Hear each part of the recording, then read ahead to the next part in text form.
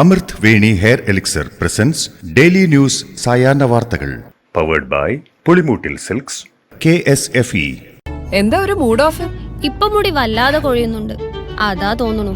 ഈസ്ട്രജന്റെയും vitamin ഡിയുടെയും കുറവാണ് മിക്ക സ്ത്രീകളുടെയും മുടി കൊഴിച്ചലിന്റെ പ്രധാന കാരണം. അമൃത് Veni hair elixir for women സ്ത്രീകളുടെ മുടിയുടെ വളർച്ചയ്ക്കും ശക്തിക്കും അത്യാവശ്യമായ herbal ഈസ്ട്രജനാലും vitamin ഡിയാലും സമ്പുഷ്ടമാക്കിയതാണ് Amrit Veni hair elixir for women. നമസ്കാരം, ഞാൻ പ്രവീജ വിനീത്. ഡെയിലി ന്യൂസിന്റെ സായാഹ്ന വാർത്തകളിലേക്ക് സ്വാഗതം. ഇന്ന് മാർച്ച് 12 ബുധനാഴ്ച. കേന്ദ്ര ധനമന്ത്രി നിർമ്മല സീതാരാമനുമായി മുഖ്യമന്ത്രി പിണറായി വിജയൻ കൂടിക്കാഴ്ച നടത്തി.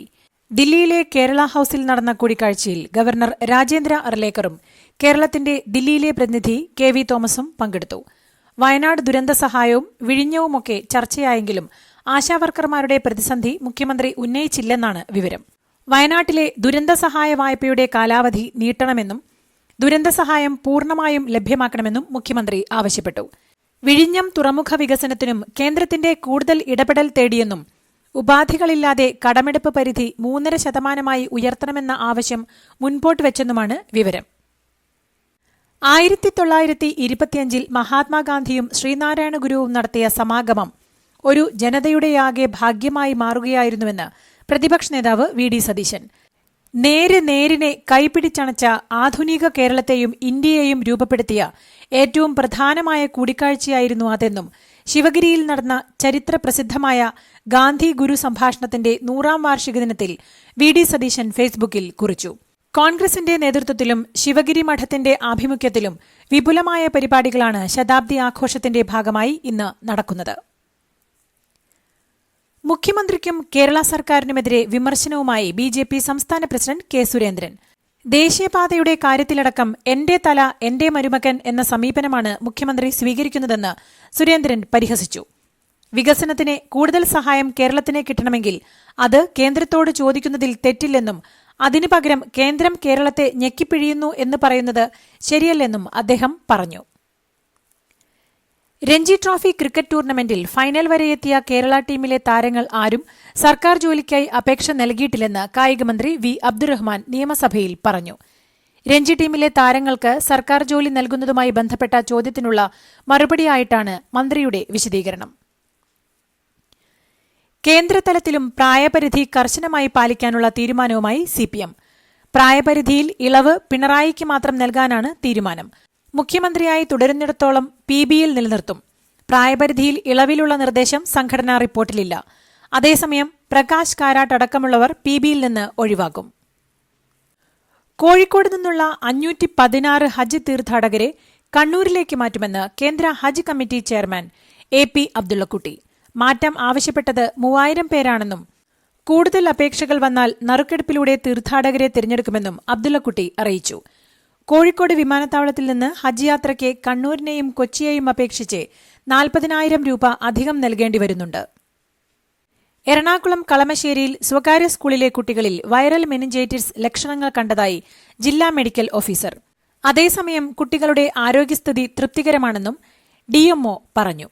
നഗരസഭ ആരോഗ്യവിഭാഗം സ്കൂളിൽ ഉടൻ പരിശോധന നടത്തുമെന്നും DMO അറിയിച്ചു. 3 കുട്ടികൾക്ക് രോഗബാധയുണ്ടെന്ന് ആശുപത്രിയിൽ നിന്ന് അറിയിച്ചതായി സ്കൂൾ പ്രിൻസിപ്പൽ പറഞ്ഞു. 2 പേർ കൂടി ലക്ഷണങ്ങളോടെ ചികിത്സയിലുണ്ട്. നിലവിൽ കുട്ടികളുടെ ആരോഗ്യനില തൃപ്തികരമാണെന്നും സ്കൂൾ ഒരാഴ്ചത്തേക്ക് അടച്ചതായും പ്രിൻസിപ്പൽ അറിയിച്ചു. കേരളത്തിൽ നിന്നുള്ള MPമാർക്കും മുഖ്യമന്ത്രിമാർക്കുമായി ഗവർണർ രാജേന്ദ്ര അർലേക്കർ ദില്ലിയിൽ സംഘടിപ്പിച്ച വിരുന്നിനെ പുകഴ്ത്തി ശശി തരൂർ. അസാധാരണ നടപടിയാണിതെന്നും രാഷ്ട്രീയ വ്യത്യാസം മറന്ന് സംസ്ഥാനത്തിന്റെ ആവശ്യങ്ങൾ നേടിയെടുക്കാനുള്ള കൂട്ടായ ശ്രമങ്ങൾ ശുഭസൂചകമാണെന്നും അദ്ദേഹം പറഞ്ഞു.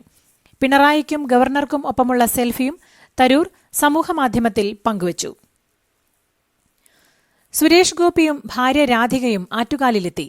മറ്റ് ഭക്തർക്കൊപ്പം സെൽഫിയുമെടുത്ത ശേഷമാണ് അവർ മടങ്ങിയത്. അതിനിടെ കൂടൽമാണിക്യം വിഷയത്തിലെ അഭിപ്രായമാരാഞ്ഞ മാധ്യമപ്രവർത്തകരോട് ഇതിനിടയ്ക്ക് വിഷമുണ്ടല്ലോ എന്നായിരുന്നു സുരേഷ് ഗോപിയുടെ പ്രതികരണം. നിങ്ങൾ തന്നെ പ്രചരിപ്പിച്ചതല്ലേ എന്നും ചോദിച്ച സുരേഷ് ഗോപി വിഷങ്ങളെല്ലാം നമുക്ക് പുകച്ചു ചാടിക്കാമെന്നും പറഞ്ഞു.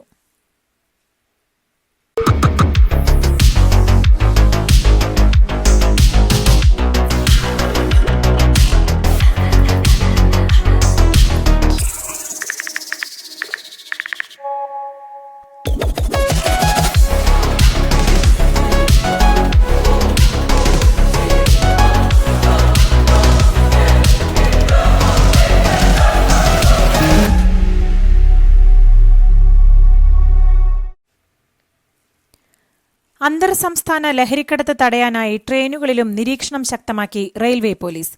ഓപ്പറേഷൻ ഡിഫണ്ടിന്റെ ഭാഗമായി പാഴ്സലുകളും ലഗേജുകളും റെയിൽവേ പോലീസും RPFും എക്സൈസും സംയുക്തമായി പരിശോധിക്കും.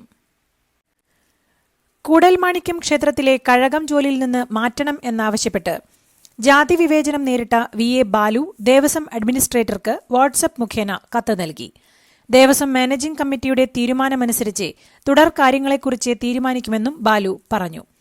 താൻ കാരണം ഒരു പ്രശ്നമുണ്ടാക്കാൻ ആഗ്രഹിക്കുന്നില്ലെന്നും കഴകം ജോലിക്ക് ഇല്ലെന്നും ദേവസ്വം പുനഃക്രമീകരിച്ച ഓഫീസ് ജോലിക്കാണെങ്കിൽ വരാമെന്നും ഉള്ള നിലപാടിൽ തന്നെ ഉറച്ചു നിൽക്കുന്നുവെന്നും ബാലു പറഞ്ഞു. ആറ്റുകാൽ പൊങ്കാലയ്ക്കൊരുങ്ങി തലസ്ഥാനം. ഭക്തലക്ഷങ്ങൾ നാളെ ആറ്റുകാൽ ദേവിക്ക് പൊങ്കാല അർപ്പിക്കും. നാളെ രാവിലെ 9:45 ശുദ്ധ പുണ്യാഹ ചടങ്ങുകളോടെയാണ് പൊങ്കാല ആഘോഷങ്ങളുടെ തുടക്കം. 10:15 അടുപ്പുവെട്ട്, 1:15 നിവേദ്യം. ഇന്ന് ഉച്ചമുതൽ നഗരത്തിൽ ഗതാഗത നിയന്ത്രണമുണ്ടാകും. കേന്ദ്ര ധനമന്ത്രിയും മുഖ്യമന്ത്രിയുമായുള്ള കൂടിക്കാഴ്ചയിൽ ആശാവർക്കർമാരുടെ പ്രശ്നം വരാത്തതിന്റെ നിരാശയിലും അതൃപ്തിയിലും സമരക്കാർ. ഫണ്ട് അനുവദിച്ചതിനെ ചൊല്ലി കേന്ദ്രവും കേരളവും തമ്മിലെ തർക്കം ഉടൻ തീർത്ത് പ്രശ്നപരിഹാരം ഉണ്ടാക്കണമെന്നാണ് ആശാവർക്കർമാരുടെ ആവശ്യം. നാളെ പ്രതിഷേധ പൊങ്കാലയിട്ട് സമരം ശക്തമാക്കാനാണ് ആശാവർക്കർമാരുടെ തീരുമാനം. പാലക്കാട്ടെ മദ്യനിർമ്മാണശാലയുമായി ബന്ധപ്പെട്ട് ഒയാസിസിനെതിരെ മിച്ചഭൂമി കേസ്. ചട്ടവിരുദ്ധമായി ഭൂമി കൈവശം വെച്ചതിനാൽ കേസെടുക്കാമെന്നാണ് റവന്യൂ വകുപ്പിന്റെ നിർദ്ദേശം. ഭൂമിയെക്കുറിച്ച് അന്വേഷിക്കാൻ താലൂക്ക് ലാൻഡ് ബോർഡിംഗ് നിർദ്ദേശം നൽകിയിട്ടുണ്ട്. ചട്ടപ്രകാരം കമ്പനിക്ക് കൈവശം വയ്ക്കാവുന്നത് 15 ഏക്കർ ഭൂമിയാണ്. എന്നാൽ ഒയാസിസിന്റെ കൈവശം 23.92 ഏക്കർ ഭൂമിയുണ്ട്. ഏറ്റുമാനൂരിലെ അമ്മയുടെയും മക്കളുടെയും ആത്മഹത്യയിൽ പ്രതി നോബി ലൂക്കോസിന്റെ ജാമ്യാപേക്ഷ ഏറ്റുമാനൂർ കോടതി തള്ളി. പ്രതിയെ 2 ദിവസത്തെ പോലീസ് കസ്റ്റഡിയിൽ വിട്ടു. ആത്മഹത്യാ പ്രേരണ കുറ്റം ചുമത്തിയാണ് നോബിയെ പോലീസ് അറസ്റ്റ് ചെയ്തത്. അതോടൊപ്പം ഷൈനി വായ്പയെടുത്തത് ഭർത്താവ് നോബിയുടെ അച്ഛന്റെ ചികിത്സയ്ക്കായെന്ന് ഇടുക്കി കരിങ്കുന്നത്തെ കുടുംബശ്രീ അംഗങ്ങൾ വ്യക്തമാക്കി. മുണ്ടക്കൈയിലെയും ചൂരൽമലയിലെയും അതീവ അപകട സാധ്യതയുള്ള സ്ഥലത്തേക്ക് തന്നെ തിരിച്ചു പോകേണ്ടി വരുമോ എന്ന ആശങ്കയിൽ കുടുംബങ്ങൾ. നോ ഗോൺ സോൺ മേഖല അടിസ്ഥാനമാക്കി 3ാം ഘട്ട പുനരധിവാസ കരട് പട്ടിക തയ്യാറാക്കിയപ്പോൾ പലരും പട്ടികയിൽ നിന്നും പുറത്തായി. ചില സ്ഥലത്ത് അടുത്തടുത്തായി സ്ഥിതി ചെയ്യുന്ന വീടുകളിൽ ഒന്ന് പട്ടികയിലും മറ്റൊന്ന് പട്ടികയ്ക്ക് പുറത്തുമാണ്. സമരം കടുപ്പിക്കാൻ ഒരുങ്ങുകയാണ് പടവെട്ടിക്കുന്ന് പ്രദേശത്തെ കുടുംബങ്ങൾ. വയനാട്ടിലെ ഉരുൾപൊട്ടൽ ദുരന്തബാധിതർക്ക് പ്രഖ്യാപിച്ചിരുന്ന 300 രൂപ സഹായം കഴിഞ്ഞ 4 മാസമായി മുടങ്ങിയിരിക്കുകയാണെന്ന് റിപ്പോർട്ട്. സഹായം നീട്ടുന്നതുമായി ബന്ധപ്പെട്ട ഉത്തരവ് സർക്കാർ പുറത്തിറക്കിയിരുന്നുവെങ്കിലും ധനസഹായം വിതരണം ചെയ്തില്ല. വിഷയം പ്രതിപക്ഷ നേതാവ് നിയമസഭയിൽ ഉന്നയിച്ചപ്പോൾ അതിതീവ്ര ദുരന്തമായി പ്രഖ്യാപിച്ചാൽ മാത്രമേ തുക നീട്ടാൻ കഴിയൂ എന്നായിരുന്നു റവന്യൂ മന്ത്രിയുടെ മറുപടി. റമദാനിൽ സിയാറത്ത് യാത്ര സംഘടിപ്പിക്കാനൊരുങ്ങി KSRTC. ബജറ്റ് ടൂറിസത്തിന്റെ ഭാഗമായാണ് തീർത്ഥയാത്ര സംഘടിപ്പിക്കുന്നത്. മാർച്ച് 20 മലപ്പുറം ഡിപ്പോയിൽ നിന്നാണ് യാത്ര പുറപ്പെടുന്നത്. പുണ്യപൂക്കാലം ധന്യമാക്കാൻ മഹാന്മാരുടെ ചാരത്ത് എന്ന പേരിലാണ് യാത്ര.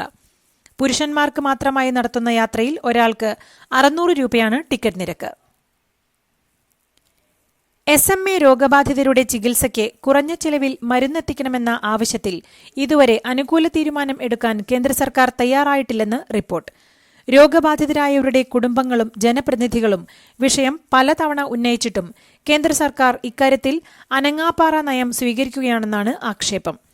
SMA രോഗിയായ മലയാളി നൽകിയ ഹർജിയിൽ കേന്ദ്രത്തോട് നിലപാട് തേടിയിരിക്കുകയാണ് സുപ്രീംകോടതി. മോൾക്ക് ബർത്ത്ഡേ ഗിഫ്റ്റ് വാങ്ങണ്ടേ? ഷോപ്പിൽ കൊണ്ടുപോയി ഇഷ്ടമുള്ളത് വാങ്ങി കൊടുക്കാം.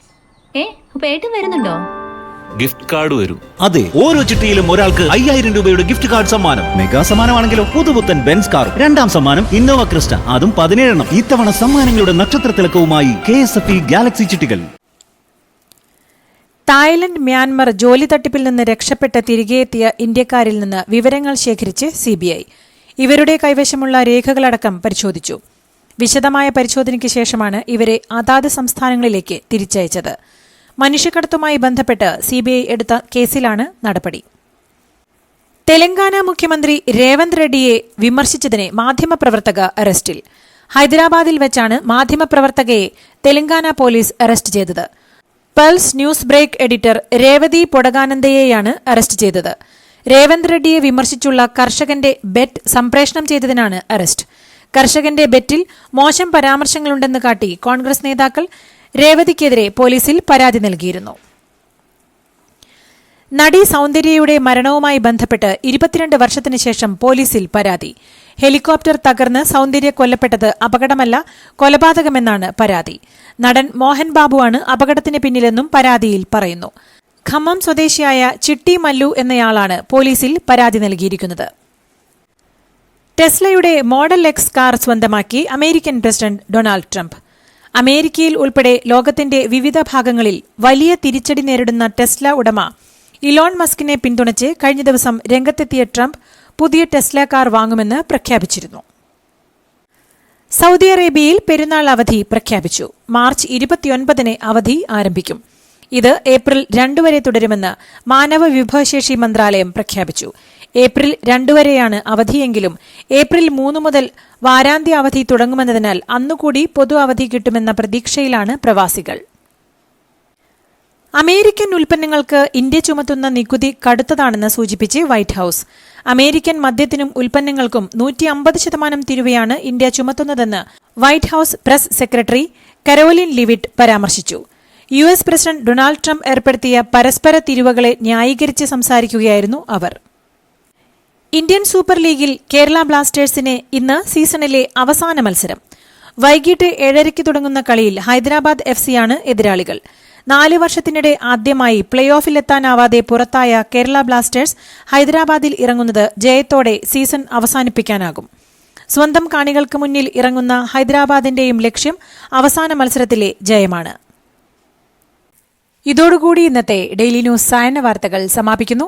ഡെയിലി ന്യൂസിനു വേണ്ടി വാർത്തകൾ വായിച്ചത് പ്രവീജ വിനീത്.